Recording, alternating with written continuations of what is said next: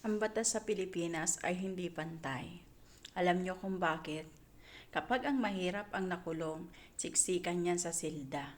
Walang maayos na paligo, walang maayos na pagkain, walang maayos na tulugan. Siksikan niyan sila hanggang sa nagkakaroon na sila ng sakit, ni walang magbigay ng gamot. Pero kapag ang mayaman at korupsyon ang nakulong, may mga sariling kwarto, naka-aircon, masasarap ang pagkain, may prutas-prutas pa, naka-isang kwarto pa yan, may kama. Tapos, may mga sarili pang doktor yan sa loob. Pero bakit ang mahihirap pag sila ang nakukulong? Walang ganun.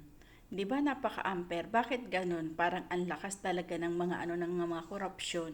Kasi pag nakukulong sila, parang hindi naman kulungan dahil mukhang bahay din naman.